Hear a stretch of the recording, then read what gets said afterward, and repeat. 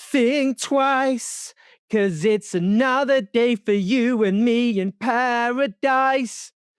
So, Canada is preparing to be invaded by the United States of America. If you've just woken up from a 10-year coma, all I can say is I am so sorry, but you've got a lot to catch up on.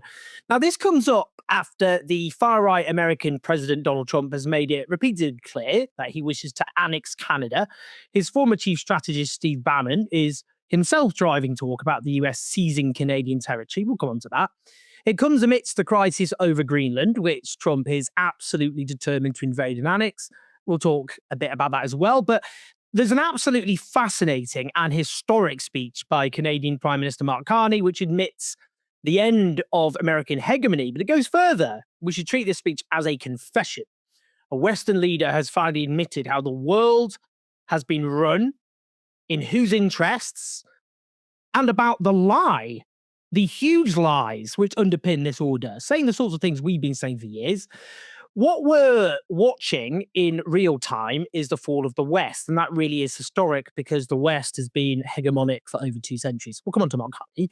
Now, as I say, the Canadian military has modelled a response to a hypothetical US invasion in which its generals say the country would have to resort to unconventional warfare, given the overwhelming power, of course, of the US. They believe US forces would overwhelm the country's defenses in 2 days. They suggest they'd have to implement tactics similar to those used by the Afghan Mujahideen, who battled a Soviet invasion in the 1980s, including hit-and-run style ambushes by troops and armed civilians.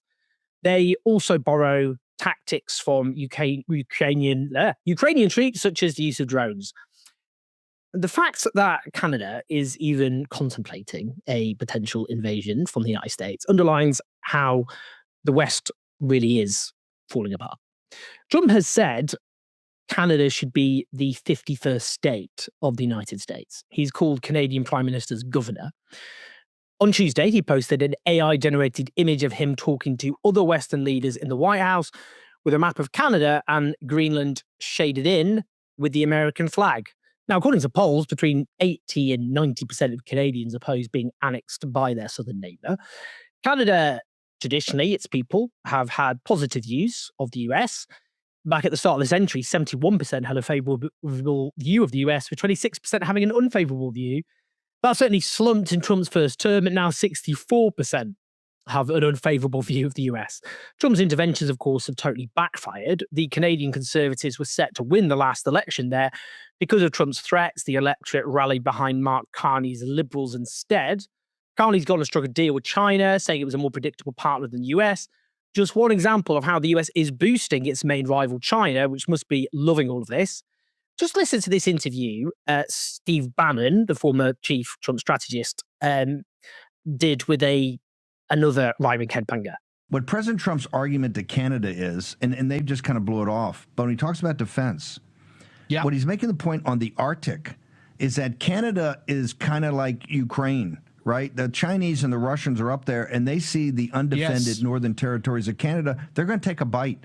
The Canadians got to understand something. They already are. They're going to intrude in your territory, and they're going to dare you to do anything about it, and you're going to turn to Big Brother. Go ahead. We're getting Alberta is the linchpin. So when Trump says Canada is going to be the 51st state, he's speaking, he's vamping, he's having a little fun. But what he's really saying, because I know a lot of the guys in charge of the Albertan separatist movement or their prosperity movement, Alberta, they've already met twice now with the State Department. The Albertans are ready to vote in the next 6 months. They're getting out of the Canadian Union. They're going to become an independent state, independent country. We're going to recognize them, and that's going to put them on the pathway to becoming the 51st state. And here's why that's important. Alberta has a bevy of untapped rare earth minerals. They have the world's largest geothermal energy sources. They have some of the world's largest natural gas and oil deposits. So when Trump says Canada is becoming the 51st state, he's really talking about Alberta, and that's important because that's a gateway to the Arctic.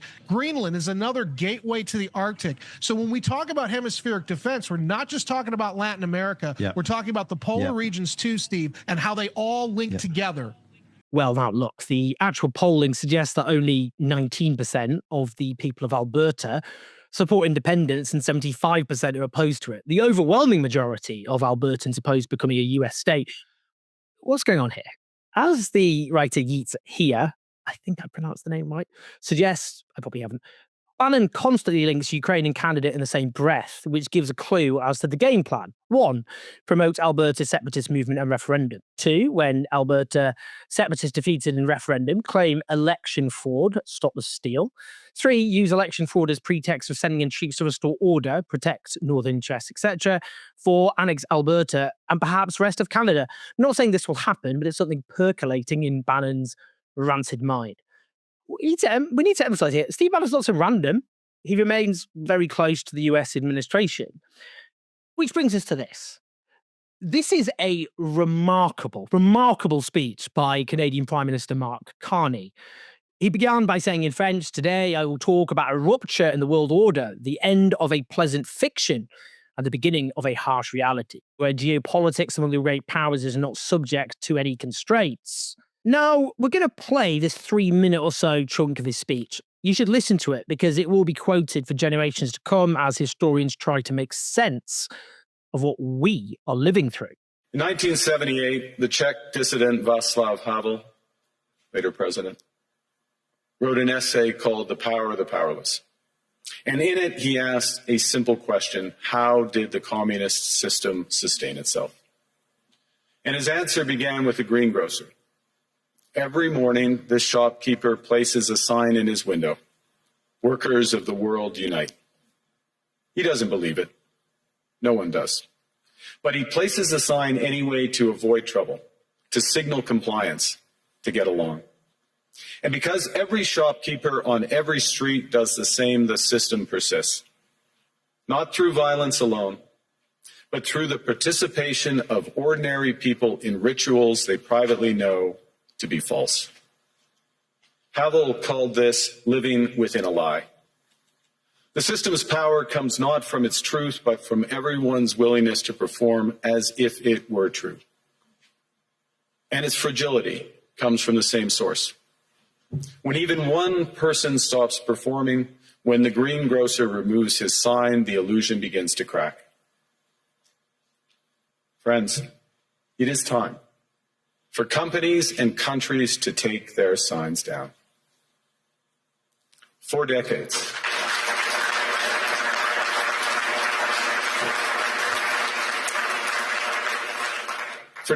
countries like Canada prospered under what we called the rules-based international order. We joined its institutions, we praised its principles, we benefited from its predictability. And because of that, we could pursue values-based foreign policies under its protection. We knew the story of the international rules-based order was partially false, that the strongest would exempt themselves when convenient, that trade rules were enforced asymmetrically. And we knew that international law applied with varying rigor depending on the identity of the accused or the victim. This fiction was useful, and American hegemony in particular helped provide public goods, open sea lanes, a stable financial system, collective security, and support for frameworks for resolving disputes. So we placed the sign in the window. We participated in the rituals, and we largely avoided calling out the gaps between rhetoric and reality. This bargain no longer works. Let me be direct. We are in the midst of a rupture, not a transition. Over the past 2 decades, a series of crises in finance, health, energy, and geopolitics have laid bare the risks of extreme global integration. But more recently, great powers have begun using economic integration as weapons. Tariffs as leverage, financial infrastructure as coercion, supply chains as vulnerabilities to be exploited. You cannot live within the lie of mutual benefit through integration when integration becomes the source of your subordination. Look, to be clear, Mark Carney is no left-winger. He boasted in that speech of cutting taxes and businesses and so on.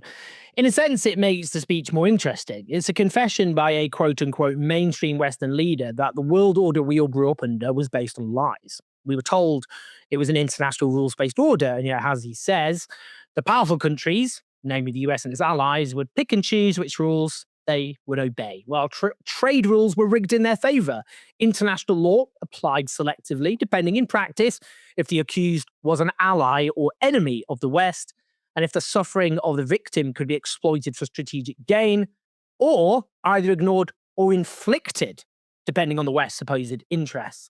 And what Mark Carney is talking about here is the end of American hegemony. He's accepted that before they put up with the lies that underpinned it, but that can no longer continue.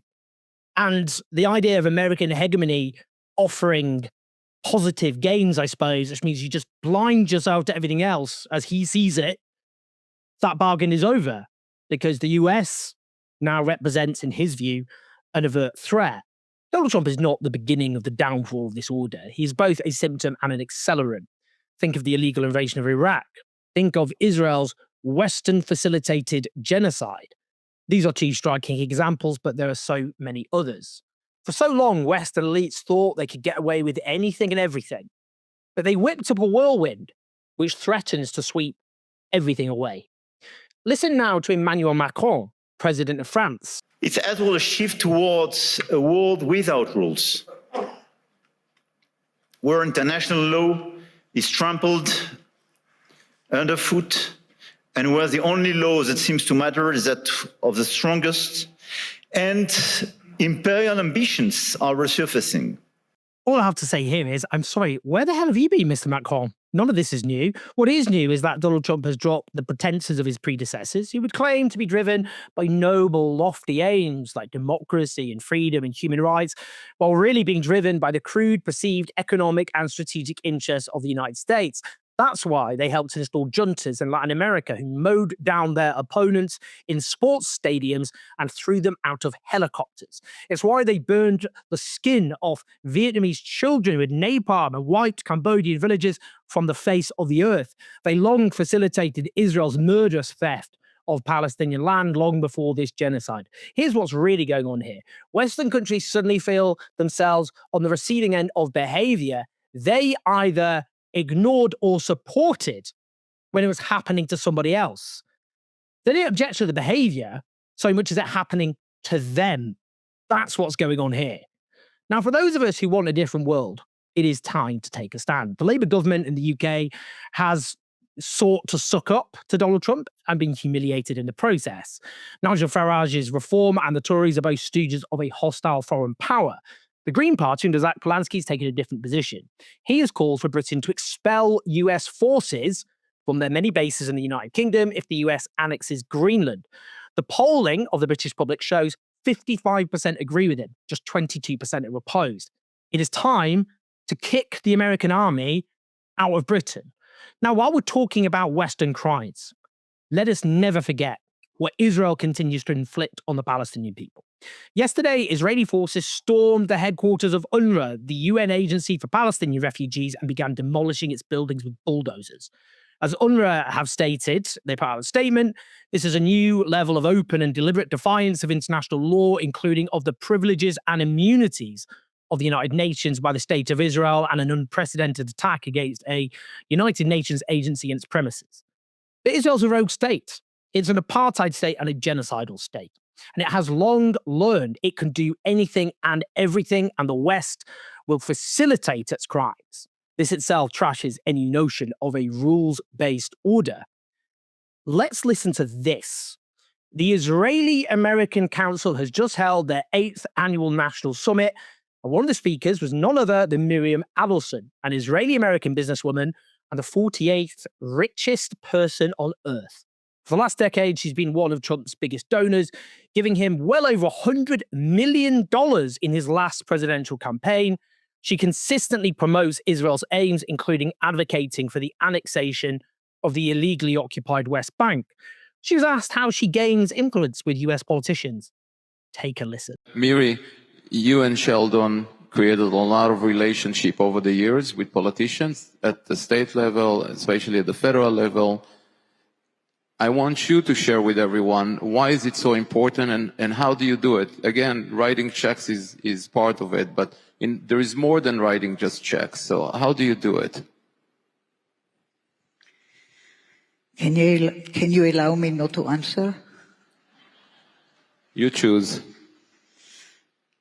I want to be truthful, and there are so many things that I don't want to talk about.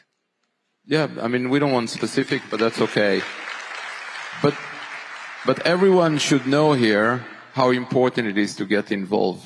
Wow. Oh, I bet she doesn't want to answer. She doesn't want to answer how she secures influence, clearly because she's going to be so damning.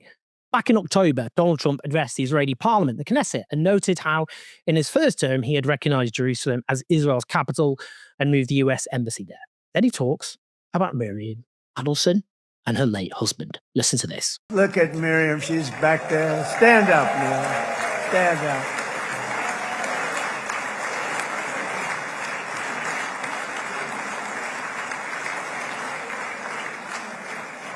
Miriam and Sheldon would come into the office. They'd call me. He'd call me. I think they had more trips to the White House than anybody else I can think of. Look at her sitting there so innocently. She's got $60 billion in the bank. $60 billion, and she loves. I think she's saying no more. And she loves Israel, but she loves it. And they would come in, and her husband was a very aggressive man, but I loved him. He was a very aggressive, very supportive of me. Revealing indeed. These extremely rich pro-Israel donors who he boasts had more trips to the White House than anyone. But just so we're clear here, we're not indulging any tropes. The polling shows that a large majority of Jewish Americans believe Israel has committed war crimes. About 4 in 10 think Israel has committed genocide. That rises to 50% of Jewish Americans who are 35 and under. Now, if you were to find the most slavishly pro-Israel demographic in the US, it's actually evangelical Protestants. The point is this: all of this is about US and Western hegemony. After the end of the Cold War, they were drunk on their own hubris, and that's what has led to this current crisis. What we're witnessing are the morbid symptoms of decline. Buckle up, because we're in for quite a ride. Please like and subscribe, give your thoughts and your comments. Help us take on the dire Western media ecosystem at patreon.com/184. You make all of this possible. I keep saying more than appropriately all the time. I've written a book called The Fall of the West, which I'm finishing, comes out in October. And when that's finally finished, we'll focus far more on the channel. But anyway, just so you know, that's what's going on. But you're keeping everything going in the meantime, so thank you. And we've got millions of people watching our content across all the different platforms, thanks to you. So share the video, like, subscribe. I'll speak to you in a bit.